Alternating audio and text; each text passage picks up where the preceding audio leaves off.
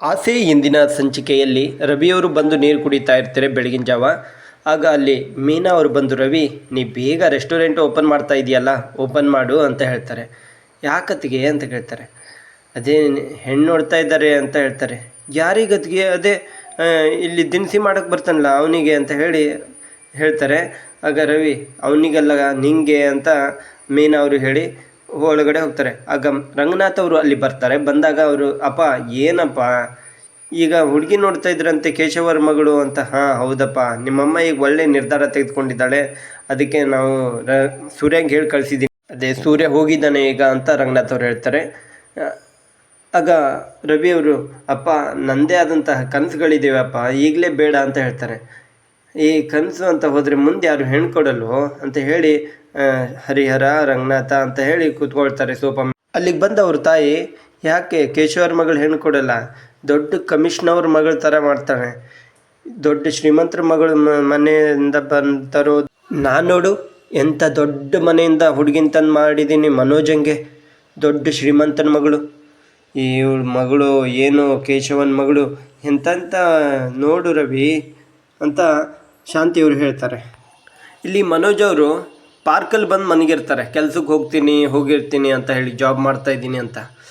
ಮಧ್ಯಾಹ್ನ ಹೊತ್ತು ಊಟದ ಸಮಯ, ಏನು ಬ್ರೋ ಬೇಗ ಬಂದುಬಿಟ್ಟಿದ್ದಾರೆ ಇವತ್ತೇ ಅಂತ ಹೇಳ್ತಾರೆ. ಅಲ್ಲಿ ಇನ್ನೊಬ್ಬರು ಅವರಿಗೆ ಕಂಪನಿ ಅವರು, ಇಲ್ಲ ಸ್ವಲ್ಪ ಕೆಲಸ ಇತ್ತು ಅದಕ್ಕೆ ಅದನ್ನು ಮುಗಿಸ್ಕೊಂಡು ಬರ್ತಾಯಿದ್ದೀನಿ ಅಂತ ಹೇಳ್ತಾರೆ. ಏನು ಇವತ್ತೆ ಡಬ್ಬದಲ್ಲಿ ಅಂತ ಮನೋಜ್ ಅವರು ಕೇಳ್ತಾರೆ. ನನ್ನ ಹೆಂಡ್ತಿ ನನಗಂತ ಇಷ್ಟ ಅಂತ ಪಲಾವ್ ಅಂತ ಮಾಡಿ ಮತ್ತು ಅದಕ್ಕೆ ಕಾಂಬಿನೇಷನ್ ಅಂತ ಮೊಸರು ಬಾಜಿ ಮಾಡಿ ಕಟ್ಟಿದ್ದಾರೆ ಅಂತ ಹೇಳ್ತಾರೆ. ನೀನೇ ಲಕ್ಕಿ ಬ್ರೋ ಅಂತ ಹೇಳ್ತಾರೆ. ಹಾಂ ಹೌದು ನಾನೇ ಲಕ್ಕಿ, ಅದಕ್ಕೆ ತಿಂಗಳ ಸಂಬಳ ಕೊಟ್ಬಿಡಲ್ವಾ ಅಂತ ಹೇಳ್ತಾರೆ. ಅಲ್ಲ ಬ್ರೋ, ನೀನು ಖಾಲಿ ಇಲ್ಲಿ ಬಂದು ಕೆಲಸ ಇಲ್ಲದೆ ಇಲ್ಲಿ ಕೂತ್ಕೊಳ್ತೀಯ, ಹೇಗೆ ದುಡ್ಡು ಕೊಡ್ತೀಯ? ಅದಾ ದೊಡ್ಡವರು, ನಮ್ಮ ಪೇರೆಂಟ್ಸು, ನಮ್ಮ ಅಜ್ಜ 30 ಲಕ್ಷ FD ಇಟ್ಟಿದ್ರು, ಅದು ನಮ್ಮ ಪೇರೆಂಟ್ಸ್ ತೀರ ಮೇಲೆ ಅದು ನನ್ನ ಕೈಗೆ ಬಂತಲ್ಲ, ಅದು ಬಡ್ಡಿ ದುಡ್ಡಿಗೆ ಬಿಟ್ಟು ಕೊಡ್ತಾಯಿದ್ದೀನಿ ಅಂತ ಅಲ್ಲಿ ಹೇಳ್ತಾರೆ. ಅಲ್ಲ ಬ್ರೋ, ಇಷ್ಟೆಲ್ಲ ದುಡ್ಡಿದ್ರೆ ನೀನು ಬಿಸ್ನೆಸ್ ಮಾಡಬೇಕಲ್ವಾ ಅಂತ ಹೇಳ್ತಾರೆ ಮನೋಜ್. ಆಗ ಇಲ್ಲ, ಬಿಸ್ನೆಸ್ ಮಾಡೋಕ್ಕೆ ನನಗೇನು ಇಷ್ಟ ಇಲ್ಲ, ಬೇರೆಯವ್ರ ಕೈಯಾಗಿ ಕೆಲಸ ಮಾಡೋದು ಅಂತ ಹೇಳ್ತಾರೆ. ಈಗ ಬಡ್ಡಿ ದುಡ್ಡು ಕೊಟ್ಟಿದ್ದೀನಲ್ಲ, ತಿಂಗಳ ಕೀಳುವಾಗ ಕೈ ಕಟ್ಕೊಂಡು ನಿಂತ್ಕೊಂಡು ಇರ್ತಾರೆ, ಆವಾಗ ಅದ್ರ ಮಜನೇ ಬೇರೆ ಅಂತ ಅವರು ಪಾರ್ಟ್ನರ್ ಹೇಳ್ತಾರೆ, ಮನೋಜ್ ಪಾರ್ಟ್ನರ್.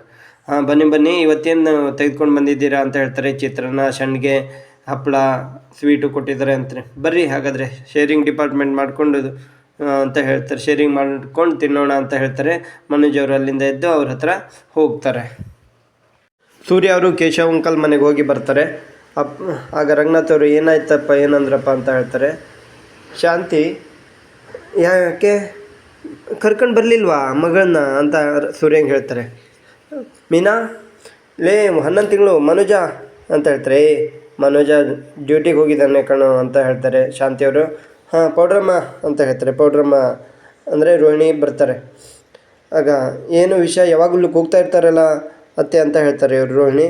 ಹಾಂ ಹೇಳ್ತೀನಿ, ಇದು ರವಿಗೆ ಹೆಣ್ಣು ನೋಡ್ಲಿಕ್ಕೆ ಅಂತ ಹೋಗಿದ್ನಲ್ಲ, ಎಲ್ಲರ ಸಮ್ಮುಖದಲ್ಲಿ ಹೇಳೋದು ಮುಖ್ಯ ಆಗಿರುತ್ತೆ ಅಂತ ಸೂರ್ಯ ಅವರು ಹೇಳ್ತಾರೆ. ಆಯಿತು ಹೇಳಪ್ಪ ಈಗ ಅಂತ ಹೇಳ್ತಾರೆ.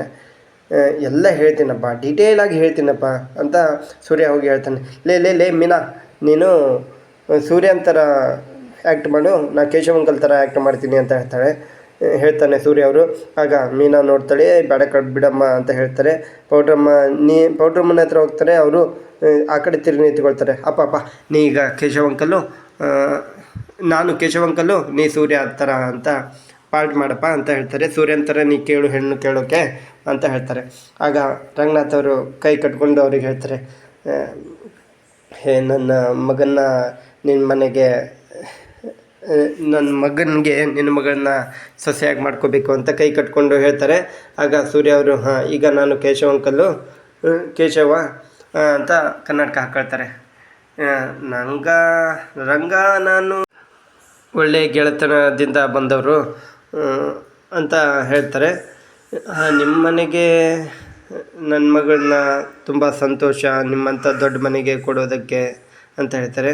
ಆಗ ಶಾಂತಿಯವರು, ಹಾಂ ಕೊಡದೆ ಏನು, ಬೇಕ್ರಿಯಲ್ಲಿ ಸಣ್ಣ ಸ್ವೀಟ್ ಸಿಕ್ಕರೆ ಬಿಡಲ್ಲ, ಇನ್ನು ಈ ಥರ ಲಡ್ಡು ಸಿಕ್ಕರೆ ಬಿಡ್ತಾರಾ ಅಂತ ಶಾಂತಿ ಹೇಳ್ತಾರೆ. ನೀ ಸ್ವಲ್ಪ ತೆಪ್ಪಗೆ ಕೂತ್ಕೊಳ್ಳೆ, ಇವನು ಪೂರ್ತಿ ಹೇಳಲಿ ಅಂತ ರಂಗನಾಥ್ ಅವರು ಹೇಳ್ತಾರೆ. ಆಗ ಸೂರ್ಯ ಅವರು ಹೇಳ್ತಾರೆ, ನನಗೆ ತುಂಬ ಖುಷಿಯಾಗುತ್ತೆ ನಿಮ್ಮಂಥ ದೊಡ್ಡ ಮನೆ ಕೊಡೋದಕ್ಕೆ. ಎಲ್ಲ ಒಳ್ಳೆಯವರೇ. ಆದರೆ ನಿಮ್ಮ ತಾಯಿಯವರು ಒಬ್ಬರು ಸ್ವಲ್ಪ ಹೀಗೆ ಹೇಳ್ತಾರೆ. ಮತ್ತು 3 ಜನ ಮಕ್ಕಳು ಎಲ್ಲ ಚೆನ್ನಾಗಿದ್ದಾರೆ, ಕೊಡೋದಕ್ಕೆ ತುಂಬ ಸಂತೋಷ ಆಗುತ್ತೆ ಅಂತ ಹೇಳ್ತಾರೆ. ಕೇಶವ್ ಅಂಕಲ್ ಥರ ಆ್ಯಕ್ಟ್ ಮಾಡ್ತಾ ಇರ್ತಾರೆ ಸೂರ್ಯ. ಆಗ ಸೂರ್ಯ, ನೀನು ತುಂಬ ಒಳ್ಳೆಯವನಪ್ಪ. ಮೀನಾ ಇದ್ದಾಳಲ್ಲ ನೀನು ಹೆಂಡ್ತಿ, ಅವಳು ಅಪರಂಜಿ ಕಣಪ್ಪ. ಆದರೆ ನಿಮ್ಮ ತಾಯಿ ಅಷ್ಟು ಕಷ್ಟ ಕೊಡ್ತಾರೆ, ಆದರೂ ಅವರು ಏನೂ ಹೇಳೋದಿಲ್ಲ ಅಂತ ಹೇಳ್ತಾರೆ. ಇದೇನು ನಿಂದು ಕ್ರಿಯೇಟಿವಿಟಿನ ಅಥವಾ ಅವ್ರು ಹೇಳಿದ್ದ ಅಂತ ಹೇಳ್ತಾರೆ. ಅದಕ್ಕೆ ಸಾಕ್ಷಿ ಸಮೇತ ಬಂದಿರೋದು ಅಂತ ಹೇಳಿ ಸೂರ್ಯ ಅವರು ಅವ್ರ ಹತ್ರ ಹೋಗ್ತಾರೆ. ಫೋನ್ ತೆಗೆದು ರೆಕಾರ್ಡ್ ಮಾಡಿದ್ದನ್ನು ಅವರಿಗೆ ಹಿಡಿತಾರೆ ಕಿವಿಗೆ. ಅವರು ಕೇಶವ್ ಅಂಕಲ್ ಹೇಳಿರ್ತಾರೆ. ಆಗ ರೆಕಾರ್ಡಲ್ಲಿ ಹೇಳಿದ್ದನ್ನು ಎಲ್ಲರಿಗೂ ಕೇಳಿಸ್ತಾರೆ. ಸೂರ್ಯ ನಿಲ್ಸಪ್ಪ, ಸಾಕು ಬಿಡಪ್ಪ ಅಂತ ಹೇಳ್ತಾರೆ. ಆ ರೆಕಾರ್ಡಲ್ಲಿ ನಿಮ್ಮ ತಾಯಿ ಥರ ಇದ್ದ ಮನೆಗೆ ನಾನು ಹೆಣ್ಣು ಕೊಡಲ್ಲಪ್ಪ ಅಂತ ಹೇಳ್ತಾರೆ. ಆಗ ರಂಗನಾಥ್, ಸಾಕು ನಿಲ್ಸಪ್ಪ ಅಂತ ಹೇಳಿ ಅಲ್ಲಿ ಹೋಗಿ ಕೂತ್ಕೊಳ್ತಾರೆ. ಕಡೆಗೆ ಏನಾಯಿತು ಹೇಳು ಅಂತ ಹೇಳ್ತಾರೆ ರಂಗನಾಥ್ ಅವರು ಚಸ್ಮಾ ಹಾಕ್ಕೊಂಡು.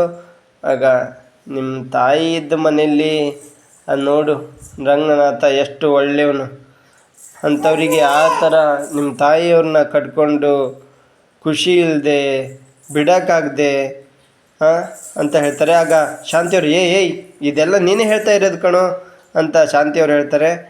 ಇಲ್ಲ ಸಕ್ರೆ, ಅವರೇ ಹೇಳಿದ್ದು, ಇನ್ನೂ ಏನೇನೋ ಹೇಳಿದ್ರು. ನಿನ್ನ ಜಾಗದಲ್ಲಿ ನಾ ಇದ್ದಿದ್ರೆ ತೊಟ್ಟಿಲಿ ಎದ್ದಕ್ಕೆ ಮೇಲೆ ಹೇಳ್ತಿದ್ದೆ, ಮುಳುಗೋದು ಹೇಳೋದು ಮಾಡಿಬಿಡ್ತಿದ್ದೆ ಅಂತಿದ್ರೆ. ಫೈನಲಾಗಿ ಏನು ಹೇಳಿದ್ರು ಡಿಸಿಷನ್ ಅದನ್ನು ಹೇಳ್ರಿ ಅಂತಾರೆ. ಏನಿಲ್ಲೇ ಹೇಳ್ತೀನಿ ಅಂತ ಹೇಳ್ತಾರೆ ಸೂರ್ಯ. ನಿನ್ನ ತಮ್ಮ ರವಿ ತುಂಬ ಒಳ್ಳೆಯನೇ, ಆದರೆ ನಿಮ್ಮ ತಾಯಿ ಆದ್ದರಿಂದ ನನ್ನ ಮಗಳನ್ನ ಕೊಡೋಕ್ಕೆ ಆಗೋಲ್ಲಪ್ಪ ಅಂತ ಸೂರ್ಯ ಅವರು ಕೇಶವರ ಅಂಕಲ್ ಪಾತ್ರದಲ್ಲಿ ಹೇಳ್ತಾರೆ. ಆಗ ರಂಗನಾಥ್ ಅವರು ತಲೆ ಎತ್ತಾರೆ. ನಾ ಏನು ಮಾಡಿದ್ದೀನೋ ಅವನ ಮಗಳಿಗೆ, ನನ್ನ ಬಗ್ಗೆ ಈ ಥರ ಎಲ್ಲ ಮಾತಾಡ್ತಾ ಇದ್ದಾರಲ್ಲ ಅವರು ಅಂತ ಶಾಂತಿ ಹೇಳ್ತಾರೆ. ಗೊತ್ತಿಲ್ಲ ಏನಾಯಿತು ಅಂತ. ಆದರೆ ಮದುವೆ ಅಂತೂ ಇದು ಆಗಲ್ಲ, ಒಪ್ಕೊಳ್ಳಿಲ್ಲ ಅವರು, ಕ್ಯಾನ್ಸಲ್ ಆದಂಗೆ ಅಂತ ಸೂರ್ಯ ಅವರು ಹೇಳ್ತಾರೆ. ಆಗ ನಾನು ಈ ಮನೆ ಸೊಸೆನೇ ಅಲ್ವಾ, ನಾನು ಚೆನ್ನಾಗಿ ನೋಡ್ಕೊಂಡಿದ್ದೀರಾ ಅಂತ ರೋಹಿಣಿಯವರು ಹೇಳ್ತಾರೆ. ಹೇಳು ಅವರಿಗೆಲ್ಲ ಅರ್ಥ ಆಗಬೇಕು ಅಂತ ಹೇಳ್ತಾರೆ. ಆಗ ಸೂರ್ಯ ರವಿಯನ್ನು ನೋಡ್ಕೊಂಡು, ರವಿ ಸಾರಿ ಕಣೋ, ಇದು ಆಗಲಿಲ್ಲ ಅಂತ ಹೇಳ್ತಾರೆ. ಥ್ಯಾಂಕ್ ಯು ಕಣೋ ಅಂತ ಹೇಳ್ತಾರೆ ರವಿ. ಎಲ್ಲರೂ ಅವ್ರನ್ನ ರವಿನ ನೋಡ್ತಾರೆ. ಆ ಕಡೆ ಈ ಕಡೆ ಬಂದು ನಿಂತ್ಕೊಳ್ತಾರೆ. ಸೂರ್ಯ, ಅಪ್ಪ ನೀವು ಒಂದ್ಸರಿ ಫೋನ್ ಮಾಡಿ ಕೇಳಪ್ಪ ಅಂತ ಸೂರ್ಯ ಅವರು ಹೇಳ್ತಾರೆ. ಆಗ ಇಲ್ಲ ಕಣೋ, ಒಂದ್ಸರಿ ಹೇಳಿದ್ರೆ ಮುಗೀತು ಅಂತ ಹೇಳ್ತಾರೆ. ಕೇಶವನ ಮಗಳನ್ನ ನಿನಗೆ ಮದುವೆ ಮಾಡಬೇಕು ಅಂದ್ಕೊಂಡಿದ್ದೆ ನಾನು ಸೂರ್ಯಂಗೆ ಅಂತ ರಂಗನಾಥ್ ಅವ್ರು ಹೇಳ್ತಾರೆ. ಆಗ ಮೀನಾ ಅಂತ ಈತನ ನೋಡ್ತಾ ಇರ್ತಾರೆ. ಆಗ ಅವಳನ್ನ ಮದುವೆ ಆಗಿದ್ರೆ ಯಾವ ರೀತಿ ಇರ್ತಿದ್ದೆ ಅಂತ ನೆನೆಸ್ಕೊಳ್ತಾ ಇರ್ತಾರೆ ಸೂರ್ಯ. ನೀವು ಬರ್ರಿ ಒಳಗೆ ಅಂತ ಸನ್ನೆ ಮಾಡ್ತಾರೆ. ಆಗ ಮೀನಾ ಅವರು ನೋಡ್ತಾರೆ. ಅಯ್ಯೋ ಅಬ್ಬ ಎಲ್ಲಪ್ಪ, ನಾನು ಹೇಳ್ತೀನಿ ಎಷ್ಟು ಚಂದ ಅಡುಗೆ ಮಾಡ್ತಾರೆ, ಹಸಿವು ಅಂತ ಆಗೊಂಡ್ಬಿಟ್ರೆ ಎಲ್ಲ ವೆರೈಟಿ ಹಾಕ್ತಾರೆ. ಇವಳನ್ನ ಮದುವೆ ಮಾಡಿಕೊಂಡಿದ್ದೆ ನನ್ನ ಪುಣ್ಯಪ್ಪ ಅಂತ ಹೇಳ್ತಾರೆ ಸೂರ್ಯ. ಆದರೂ ಅಂಕಲ್ ಮಗಳು ಚೆನ್ನಾಗಿದ್ದಾಳೆ ಅಲ್ವಾ ಅಪ್ಪ ಅಂತ ಹೇಳ್ತಾರೆ.